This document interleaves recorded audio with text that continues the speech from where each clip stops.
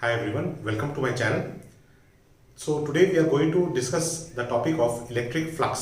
So basically इस video में हम लोग क्या क्या सीखेंगे. पहला हो गया कि what is electric flux. ठीक है, electric flux होता क्या है, how to express electric flux, मतलब electric flux का mathematical expression कैसा होगा, how is electric flux related to charge. ठीक है, and this relation is given by the Gauss's theorem. So what is Gauss's theorem and what is the proof of Gauss's theorem. So ये सारी चीजें हम लोग इस वीडियो में सीखेंगे. ठीक है, so starting from the basic concept of electric flux. ये जो electric flux है, it is a combination of two terms, electric and flux. मतलब flux associated with electric field.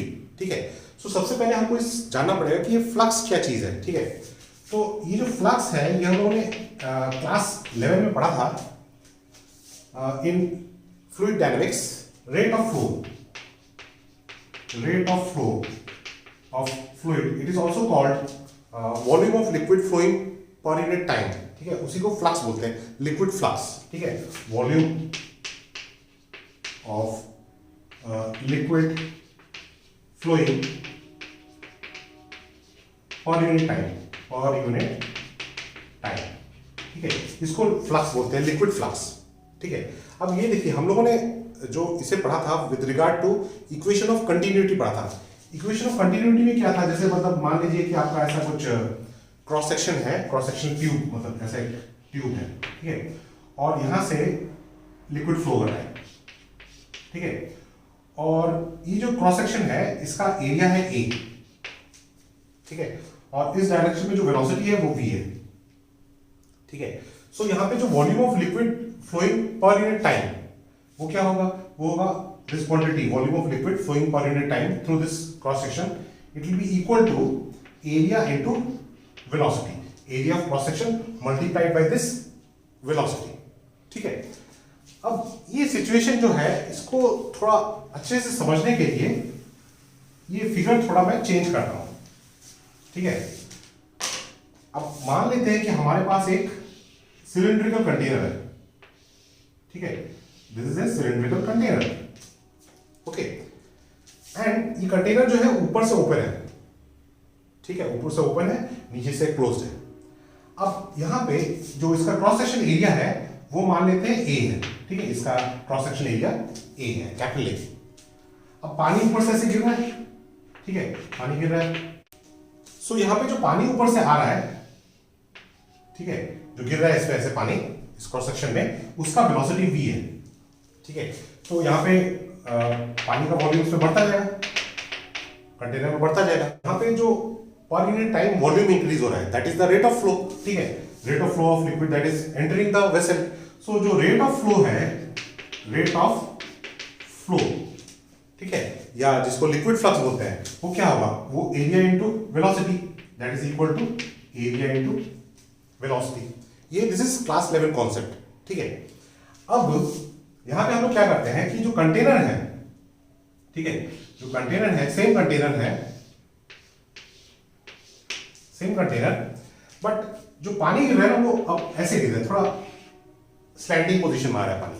ठीक है, so this is the direction of velocity. ठीक है, यहां पे वेलोसिटी नॉर्मल टू एरिया था. यहां पे वेलोसिटी, अगर ये डॉटेड लाइन जो रिप्रेजेंट कर रहा हूं, सपोज ये this is normal to the cross section. ठीक है, और एरिया अभी भी ए है क्योंकि ये दोनों वेसल सेम है. ठीक है, बट ये जो वेलोसिटी वेक्टर है ये इस नॉर्मल के साथ थीटा एंगल फॉर्म कर रहा है. ठीक है, तो ये अगर वेलोसिटी वेक्टर इस डायरेक्शन में है, ठीक है, तो इसका अगर कंपोनेंट में इस डायरेक्शन में लूं normal to the cross section, तो ये क्या होगा, v cos थीटा होगा. ठीक है, सो यहां पे जो वेलोसिटी का डायरेक्शन था वो नॉर्मल टू क्रॉस सेक्शन था. यहां पे v cos थीटा जो है वो नॉर्मल टू क्रॉस सेक्शन है. तो अगर मैं इस कॉन्सेप्ट को यहां पे अप्लाई करूं और यहां पे मुझे अगर रेट ऑफ फ्लो निकालना है, rate of flow of liquid through this cross section, and that is equal to volume of liquid increasing in the vessel per unit time. Okay, so यहां पे जो रेट ऑफ फ्लो होगा वो इस direction में velocity क्या है, v cos theta, cross section area क्या है, a. So this is equal to a into v cos theta. ठीक है। अब इस रिजल्ट को मैं यहां से अगर कंपेयर करूं तो यहां पे वेलोसिटी वेक्टर इसी डायरेक्शन में है, तो ये जो थीटा एंगल है यहां पे वो 0 है, तो cos 0 1 हो जाएगा, तो a इंटू वी ये वाला सिचुएशन हमको मिलेगा। करेक्ट। अच्छा, ऑब्वियसली इस केस में जो लिक्विड रेट ऑफ फ्लो होगा वो इस केस से थोड़ा कम होगा, ठीक है, because of this theta term. Correct. अच्छा, नाउ सिमिलरली थर्ड केस, अब यहां पे क्या किया मैंने, वेसल को थोड़ा टर्न कर दिया, वेसल को टर्न कर दिया, मगर जो पानी गिर रहा था वो अब स्ट्रेट ही आ रहा है, पानी इसी डायरेक्शन में आ रहा है, so this is the direction of velocity, और ये जो था this is the normal to the cross section. ठीक है।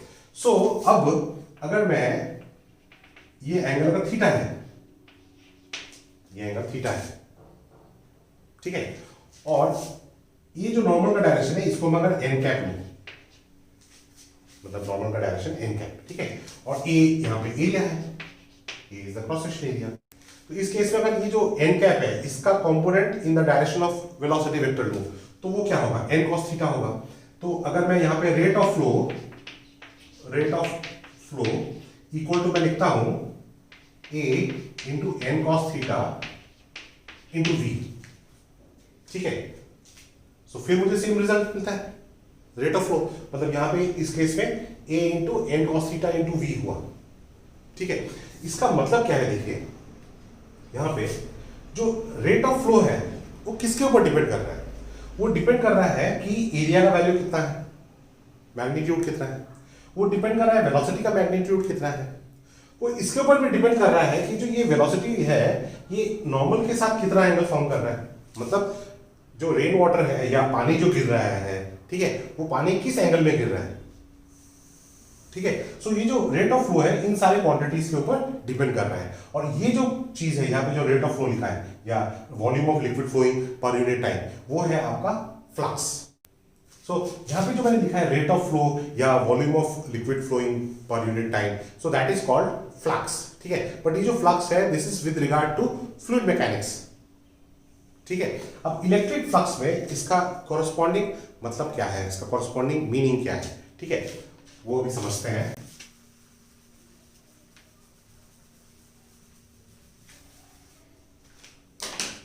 मान लीजिए कि ये एक एरिया है, एक शीट रखा है मैंने, ठीक है, इस शीट को मैंने ऐसे हॉरिजॉन्टली रखा है और इलेक्ट्रिक फील्ड लाइंस इस डायरेक्शन में है, this is the direction of electric field lines. So जिस डायरेक्शन में इलेक्ट्रिक फील्ड लाइंस होंगे उसी डायरेक्शन में इलेक्ट्रिक फील्ड होगा, ठीक है। So this is the direction of electric field lines, okay. So ये इलेक्ट्रिक फील्ड लाइंस इस एरिया से पास हो रहे हैं, ठीक है। अच्छा, अब यहां पे हम लोग एक टर्म डिफाइन करेंगे, एरिया वेक्टर। एरिया वेक्टर मतलब वैसे तो area is a scalar quantity, so पूरी मैकेनिक्स में हम लोगों ने एरिया को एज स्केलर क्वांटिटी ट्रीट किया था, ठीक है। बट इलेक्ट्रोमैग्नेटिज्म मतलब इलेक्ट्रोस्टैटिक्स और मैग्नेटिज्म में area is considered as a vector quantity, मतलब इसका भी एक डायरेक्शन है, ठीक है। अब डायरेक्शन है, मैग्नीट्यूड तो समझ में आता है, जैसे अगर मैंने ये स्क्वायर शीट लिया है, ठीक है, हॉरिजॉन्टल पोजीशन में लिया है, तो स्क्वायर शीट का जो एरिया होगा वही एरिया का मैग्नीट्यूड होगा, ठीक है। डायरेक्शन क्या होगा, डायरेक्शन कैसे लेंगे, डायरेक्शन लेंगे इस एरिया का जो सरफेस ले रहे हैं उसके नॉर्मल में लेना है, ठीक है, उसके नॉर्मल में लेना है, ठीक है। बट नॉर्मल में कैसा होगा, देखिए मान लेते हैं इस केस में, जैसे इस केस में इलेक्ट्रिक फील्ड का डायरेक्शन ऊपर है, तो जो एरिया वेक्टर होगा वो भी ऊपर की तरफ होगा, सो this is the area vector, ठीक है। तो यहां पे इलेक्ट्रिक फील्ड और एरिया वेक्टर सेम डायरेक्शन में है। अच्छा, अब मान लेते हैं ये एक सिचुएशन, इस केस में जो इलेक्ट्रिक फील्ड है इस डायरेक्शन में है, इन दिस डायरेक्शन अपवर्ड है, यहां से ऊपर की तरफ जा रहा है, but it is at some angle to the surface, ठीक है। अब एरिया वेक्टर इस केस में भी मैंने क्या बोला था, area vector is normal to the surface, so area vector जो होगा वो नॉर्मल टू द सरफेस होगा, बट नॉर्मल अब बोलेंगे कि नॉर्मल हम अपवर्ड लेना है या डाउनवर्ड लेना है, ठीक है। तो इलेक्ट्रिक फील्ड अगर इस सरफेस से ऊपर की तरफ निकल रहा है, अब किसी भी एंगल में लिख दे, बट ऊपर की डायरेक्शन निकल रहा है, इस डायरेक्शन में, ठीक है, तो उस केस में जो एरिया वेक्टर होगा नॉर्मल होगा to the surface but in the upward direction, ठीक है। सिमिलरली अगर ये इलेक्ट्रिक फील्ड का डायरेक्शन अगर नीचे की तरफ होता, ठीक है, ये एरिया है और इलेक्ट्रिक फील्ड को इस डायरेक्शन में जा रहा है, तो यहाँ पे एरिया वेक्टर नीचे की तरफ लेना है। ठीक है, बट ये कैसे सिचुएशन में होगा? अगर आपके पास ऐसा सरफेस, प्लेन सरफेस है, ठीक है, इस प्लेन सरफेस को बोलते हैं ओपन सरफेस। ओपन सरफेस में जो एरिया वेक्टर होगा it is always in the normal direction. ठीक है, अभी हम लोगों ने इलेक्ट्रिक फ्लक्स का कॉन्सेप्ट अभी तक सीखा नहीं है। ठीक है, अभी हम लोग इलेक्ट्रिक फ्लक्स को समझने के लिए जो जो टर्म है वो हम लोग समझने की कोशिश कर रहे हैं। तो उसमें जो पहला टर्म है वो एरिया वेक्टर है। ठीक है, तो एरिया को तो मैंने वेक्टर बोल दिया, अब उसका मैं डायरेक्शन बता रहा हूं, डायरेक्शन कैसे मार्क करना है। तो ऐसा अगर प्लेन सरफेस होगा, इसको ओपन सरफेस बोलते हैं, तो ओपन सरफेस में नॉर्मल टू द एरिया होगा but in the direction of electric field. मतलब अगर इलेक्ट्रिक फील्ड नीचे की तरफ है तो area vector normal downward direction में, इलेक्ट्रिक फील्ड ऊपर की तरफ है, सरफेस है, सरफेस में इलेक्ट्रिक फील्ड इस डायरेक्शन में जा रहा है। ठीक है, इलेक्ट्रिक फील्ड इस डायरेक्शन में, suppose this is the direction of the electric field. ठीक है, और ये सरफेस है तो नॉर्मल अपवर्ड लेना है। अब इलेक्ट्रिक फील्ड अगर नीचे की तरफ है, नीचे की तरफ जा रहा है तो नॉर्मल नीचे की तरफ लेना है। ठीक है, ओपन सरफेस, ऐसे सरफेस को बोलते हैं ओपन सरफेस। बट अगर जैसे कोई अगर सिलेंडर है,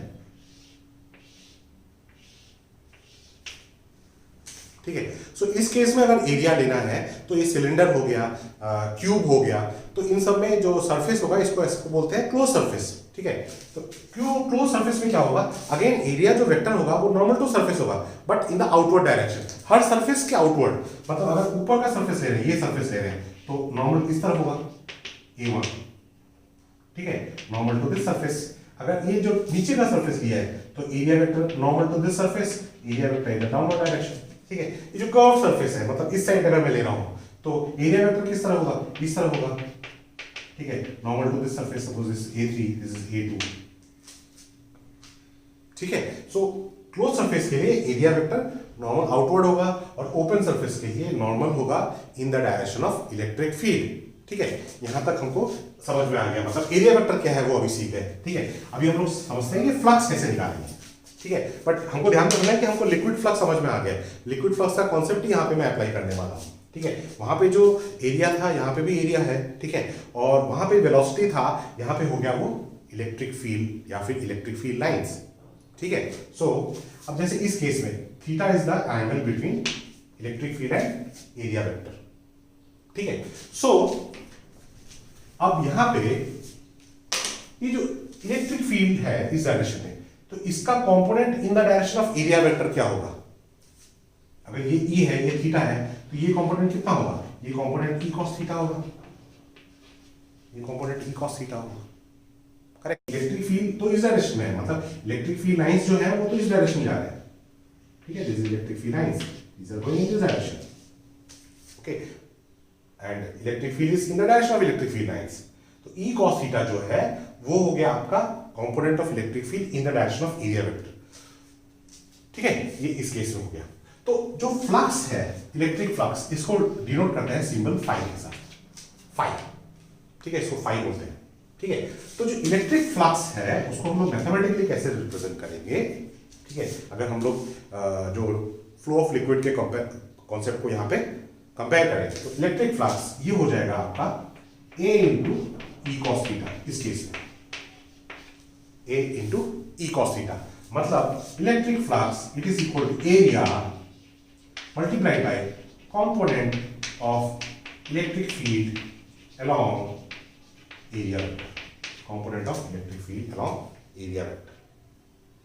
ठीक है, अच्छा, सिमिलरली अगर आपके पास, अब ये केस, यही फिगर मैं फिर से ड्रॉ करूं। ठीक है, यहां पे आपका इस डायरेक्शन था आपको area vector and this is the direction of electric field and theta is the angle between area vector and electric field. तो एरिया वेक्टर, ये जो एरिया वेक्टर है किसका एरिया है? इस ये जो सरफेस है उसके लिए एरिया वेक्टर है क्योंकि उसके साथ नॉर्मल है। तो अगर ये A है, ये थीटा है, तो इस एरिया का component in the direction of electric field क्या होगा? A cos थीटा होगा। तो ये जो A cos थीटा है ये भी तो एक एरिया है, ये किस एरिया के परपेंडिकुलर होगा? ये इस एरिया के परपेंडिकुलर होगा। मतलब ये जो एरिया है इसका कंपोनेंट लिया है इस डायरेक्शन में, किस डायरेक्शन में लिया है? सो दैट इलेक्ट्रिक फील्ड के डायरेक्शन में लिया है। ये जो एरिया है उसके लिए electric field normal to area है, मतलब इस एरिया के लिए electric field lines normal to this area because it is in the direction of A cos theta और A cos थीटा इसके परपेंडिकुलर है। करेक्ट, सो इस केस में हम लोग फ्लक्स को कैसे लिखेंगे, phi is equal to E into A cos theta, phi equal to E into A cos theta. तो इसका मतलब यहां पे फाई इक्वल टू क्या हो गया, electric field multiplied by component of area vector along electric field. इसका हम लोग मैग्नीट्यूड ले रहे हैं, ठीक है। कंपोनेंट जो ए कॉस थीटा है ये सिर्फ मैग्नीट्यूड ही लिया है, इसका डायरेक्शन नहीं लिया मैंने। डायरेक्शन किसके डायरेक्शन में है, ई के डायरेक्शन में, ठीक है। सो फाई इज अपना इलेक्ट्रिक फ्लक्स जो है हम लोग कैसे एक्सप्रेस करेंगे, either it is product of electric field multiplied by component of area vector in the direction of electric field, और we can write flux as area multiplied by component of electric field in the direction of area vector, ठीक है। अब ये जो चीजें हैं इसको अगर यहाँ पे कंपेयर करो तो यहाँ पे तो ई और ए सेम डायरेक्शन नहीं है, तो यहाँ पे ई और ए के बीच में जो एंगल है मतलब थीटा एंगल यहाँ पे क्या है 0 डिग्री है, तो फाई इक्वल टू इस केस में क्या हो गया, ये हो गया, ठीक है। तो इस केस में देखिए, इस केस में आपका मैक्सिमम फील्ड लाइंस यहाँ से पास हो रहे हैं, बट मैं जब इलेक्ट्रिक फील्ड को रोटेट कर रहा हूँ तब नंबर ऑफ लाइंस सरफेस से जो पास हो रहे हैं वो कम हो जाएगा, ठीक है। वो कम होना भी चाहिए। देखिए मतलब अगर यहाँ पे आपके पास ये एरिया है, ठीक है, और यहां से मान लेते हैं कि 3 इलेक्ट्रिक फील्ड लाइंस पास हो रहे हैं, ठीक है।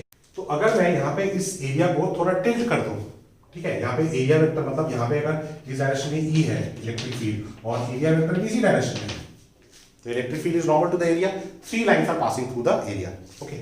ये just for the sake of comparison बोल रहा हूँ, ठीक है। तो अब मैं एरिया को अगर थोड़ा टिल्ट कर देता हूँ तो घुमाने में कैसा हो जाएगा, ये एरिया आपका ऐसा कुछ हो गया, ठीक है। तो अब जो नंबर ऑफ फील्ड लाइंस हैं, अगर मैं देखिए यहाँ पे इस पोजीशन में 3 लाइंस पास होते हैं, अगर मैं इसे टिल्ट कर दूं तो ये लाइन यहां से पास नहीं होगा ना सरफेस से, तो नंबर ऑफ लाइंस कम हो गए, ठीक है। तो मतलब जो नंबर ऑफ लाइंस हैं वो जो एरिया से पास हो रहे हैं, ठीक है, वो डिपेंड कर रहा है कि इलेक्ट्रिक फील्ड का मैग्नीट्यूड कितना है।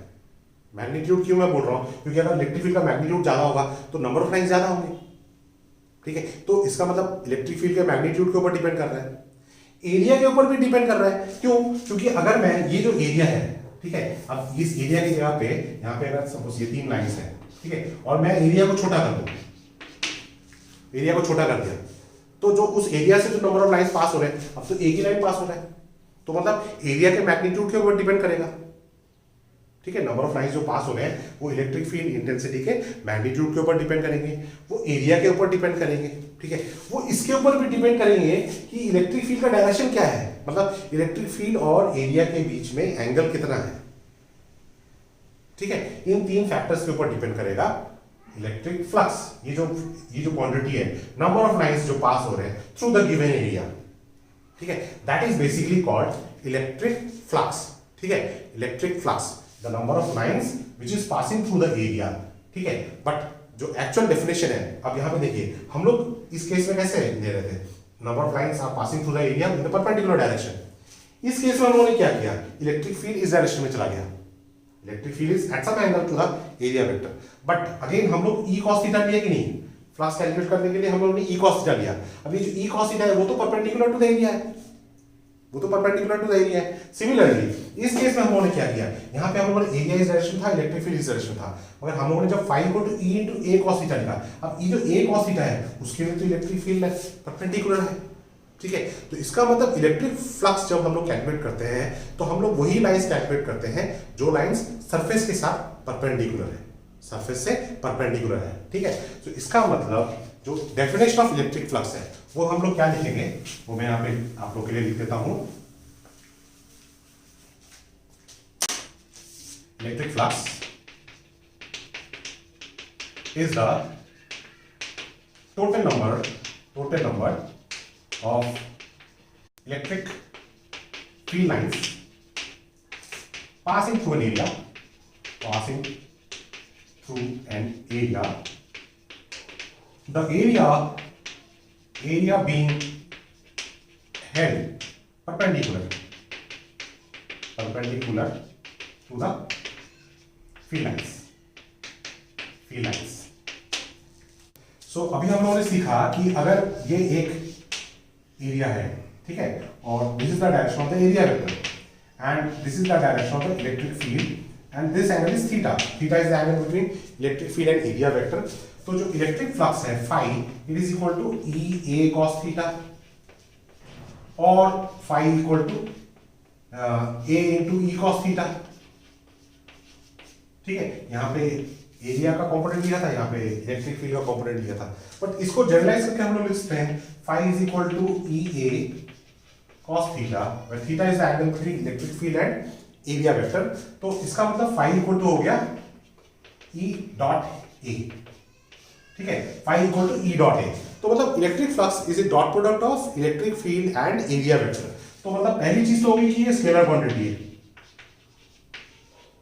ठीक है, ये स्केलर क्वांटिटी है. ठीक है, अच्छा अब एक चीज देखिए कि यहां पे आपका theta is the angle between electric field lines and area vector. Okay, so obviously अगर आपके पास मतलब सपोज कर लीजिए ये एरिया है, this is the direction of the area vector and electric field lines are normal to the area. So यहाँ पे theta is equal to 0 degree होगा. ठीक है, तो यहाँ पे फ्लक्स मैक्सिमम होगा, तो phi equal to E into A. ठीक है, अच्छा अगर ये आपका एरिया है, this is the area vector, तो और electric field lines parallel to surface है. Electric field lines are parallel to the surface. तो इलेक्ट्रिक फील्ड लाइंस अगर पैरेलल टू सरफेस है, इसका मतलब सरफेस से तो पास ही नहीं हो रहे हैं. इलेक्ट्रिक फ्लक्स को हम लोगों ने कैसे डिफाइन किया था? It is the number of lines passing through the area. Area से पास होना चाहिए, बट इलेक्ट्रिक फील्ड लाइंस अगर पैरेलल टू सरफेस है तो इसका मतलब सरफेस से पास ही नहीं हो रहा है. यहाँ पे देखिए ये इलेक्ट्रिक फील्ड और एरिया के बीच में एंगल कितना हो गया? ये एंगल 90 डिग्री हो गया, ये एंगल 90 डिग्री हो गया. तो E और A के बीच में एंगल 90 डिग्री हो गया, मतलब थीटा 90 डिग्री है. तो phi का वैल्यू यहाँ पे क्या होगा? phi का value EA cos 90 degree. cos 90 कितना होता है? cos 90 0 होता है, तो ये 0 हो गया, तो phi कितना हो गया? 0 हो गया. यहाँ पे तो आपको ये फॉर्मूले से मिला है. ठीक है, बट एक्चुअल कॉन्सेप्ट भी तो यही है कि अगर ये एक एरिया है और electric field lines parallel to the area है, तो इलेक्ट्रिक फील्ड लाइंस अगर पैरेलल टू एरिया है मतलब इस एरिया से तो पास नहीं हो रहा है ना, पैरेलल है हो रहा है. ठीक है, तो इलेक्ट्रिक फ्लक्स को हम लोग कैसे डिफाइन कर रहे हैं? The lines of force which are passing through the area. Correct, तो इस केस में इसीलिए फ्लक्स हमारा 0 आएगा. पैरेलल अगर लाइंस होंगे तो 0 आएगा, लाइंस अगर परपेंडिकुलर होंगे तो फ्लक्स मैक्सिमम होगा. ठीक है, खाली एक चीज आपको ध्यान रखना है कि यहाँ पे जो टर्म्स है उनको लेके आपको कंफ्यूज नहीं होना है, क्योंकि जब मैं परपेंडिकुलर बोल रहा हूँ, जब electric field lines perpendicular to area बोल रहा हूँ, ठीक है, तब थीटा आपका 0 हो रहा है. क्यों? क्योंकि एरिया वेक्टर खुद एरिया जो एरिया के साथ परपेंडिकुलर डायरेक्शन जा रहा है. ठीक है, और जब मैं बोल रहा हूँ electric field lines is parallel to the surface, ठीक है, तब पैरेलल बोलने से नॉर्मली हमारे मन में ध्यान में आता है theta equal to 0 degree. But यहाँ पे थीटा इक्वल टू जब पैरेलल हो रहा है तब थीटा इक्वल टू कितना हो रहा है? 90 डिग्री हो रहा है. क्यों? क्योंकि एरिया वेक्टर का डायरेक्शन इंपॉर्टेंट है. Area vector is normal to the surface. ठीक है, अच्छा ये तो हो गई फ्लक्स के स्केलर क्वांटिटी वाली बात. ठीक है, अब फ्लक्स का यूनिट क्या होगा? यहाँ पे इलेक्ट्रिक फील्ड का यूनिट क्या है? इलेक्ट्रिक फील्ड का यूनिट होता है न्यूटन पर कूलम, और एरिया का यूनिट क्या है? Metre square. तो इसका मतलब फ्लक्स का जो यूनिट होगा वो क्या हो जाएगा? न्यूटन मीटर स्क्वायर पर कूलम. तो फ्लक्स का जो यूनिट हो गया वो हो गया न्यूटन मीटर स्क्वायर पर coulomb. Flux is a scalar quantity और फ्लक्स का डेफिनेशन क्या हो गया? total number of lines passing through an area, the area being held perpendicular to the direction of lines of force. ठीक है, सो अभी हमको समझ में आ गया कि इलेक्ट्रिक फ्लक्स होता क्या है. अच्छा, अभी हम लोगों ने देख लिया what is electric flux, how to express electric flux in terms of electric field and area vector. ठीक है, अब how is electric flux related to charge. ठीक है, अब देखिए फ्लक्स जो हमको पता चला phi को हम लोगों ने लिखा E A cos theta. Okay, so ये जो रिलेशन है, ये रिलेशन हमको बोल रहा है कि जो फ्लक्स है it is related to electric field. Obviously क्योंकि flux is total number of lines passing through an area. अब लाइंस किसके साथ? इलेक्ट्रिक लाइंस ऑफ फोर्स किसके साथ रिलेटेड है? It is related to electric field. Correct, but ये जो electric field है it is related to charge. ठीक है, चार्ज की वजह से तो इलेक्ट्रिक फील्ड होता है. सो इसका मतलब अगर फ्लक्स इलेक्ट्रिक फील्ड के साथ रिलेटेड है, इलेक्ट्रिक फील्ड चार्ज के साथ रिलेटेड है, तो इसका मतलब जो फ्लक्स है electric flux it must be related to electric charge. Okay, so that relation was given by Gauss's theorem. That relation was given by Gauss's theorem. ठीक है, अब ये Gauss's theorem क्या है कि मान लीजिए कि आपके पास एक क्लोज सरफेस है, ठीक है, of any arbitrary shape, but ये एक क्लोज सरफेस है और क्लोज सरफेस के अंदर कुछ चार्ज है. ठीक है, मान लीजिए आपके पास चार्ज है Q1, Q2 माइनस Q3. ठीक है, ये तीन चार्ज सरफेस के अंदर है और Q4 Q5 माइनस Q6 ये जो चार्ज है ये सरफेस के बाहर है, ठीक है।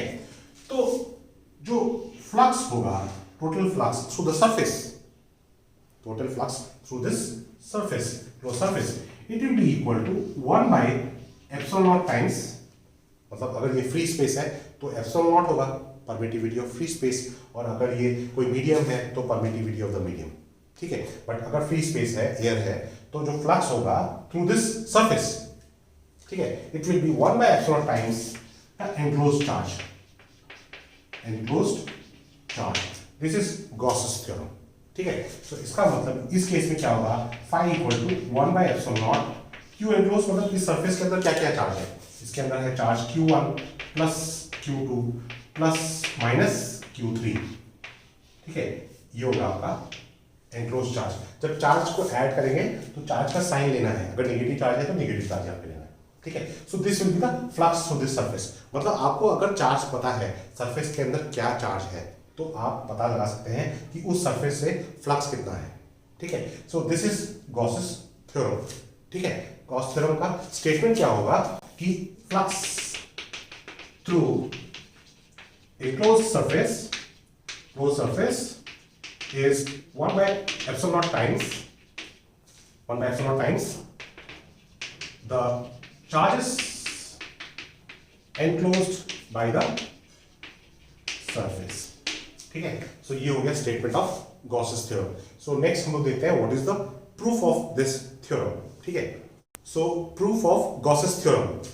सो मान लेते हैं कि हमारे पास एक स्फेरिकल सरफेस है, ठीक है, क्लोज स्फेरिकल सरफेस, और उसके सेंटर में चार्ज है Q, ठीक है। इसका जो रेडियस है वो रेडियस है R, ठीक है। Small r is the radius, Q is the charge at the centre. ये आपके पास एक क्लोज स्फेयर है, ठीक है। सो क्लोज स्फेयर के सेंटर में चार्ज हो गया Q, स्फेयर का रेडियस कितना है R। अब यहां पे एक छोटा सा एरिया लेते हैं सरफेस में, ठीक है।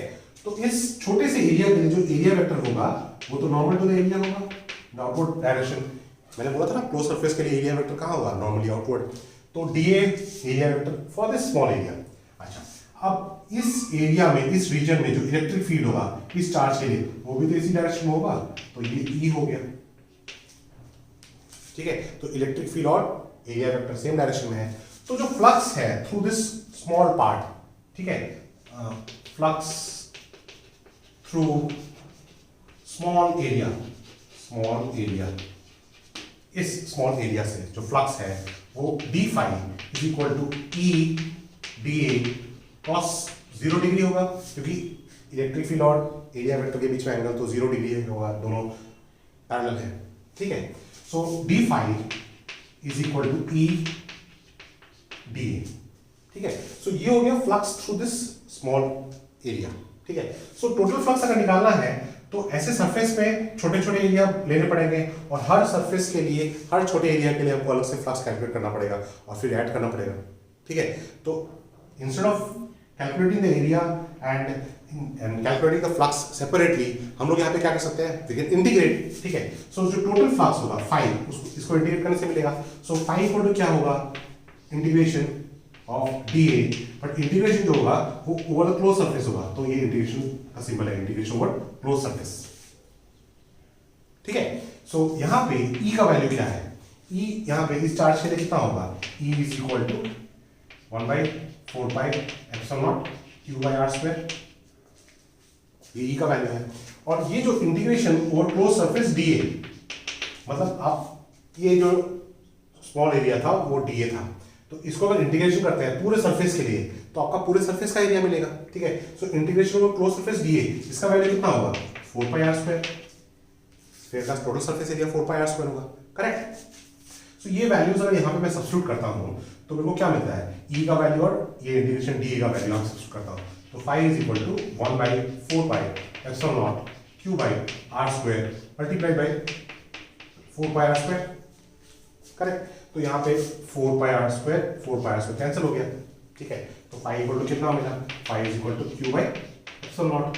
ये तो है गॉसेस थ्योरम, क्योंकि गॉसेस थ्योरम मैंने क्या बोला था, phi is equal to 1 by epsilon times q enclosed charge. इस सरफेस के अंदर कितना चार्ज एनक्लोज है? q चार्ज एनक्लोज है, so 1 by epsilon times q, correct. So ये हो गया आपका प्रूफ ऑफ गॉसेस थ्योरम, ठीक है। So these are basically the fundamental properties और fundamental features of Gauss's theorem and your electric flux, ठीक है। सो इसके बाद गॉसेस थ्योरम के कितने एप्लीकेशंस हैं, अलग अलग एप्लीकेशंस, जैसे how to calculate the electric field due to various kind of charge distribution, ठीक है। फिर ये जो इलेक्ट्रिक फ्लक्स है, ये कैलकुलेट अगर करना है, एक कंप्लीट सरफेस है या हाफ सरफेस है या हाफ स्फेयर है, ठीक है, हाफ सिलेंडर है, उन सब केसेस के लिए कैसे हम लोग फ्लक्स कैलकुलेट कर सकते हैं या चार्ज डिस्ट्रीब्यूशन को कैसे कैलकुलेट कर सकते हैं, वो सब हम लोग नेक्स्ट कुछ वीडियोस में सीखेंगे, ठीक है। सो होप ये जो वीडियो है इससे आपके कॉन्सेप्ट्स और स्ट्रॉन्ग होते हैं, ठीक है। So hope this benefits you in your preparation for your board exam as well as entrance examination. So that's all for today's video. My best wishes.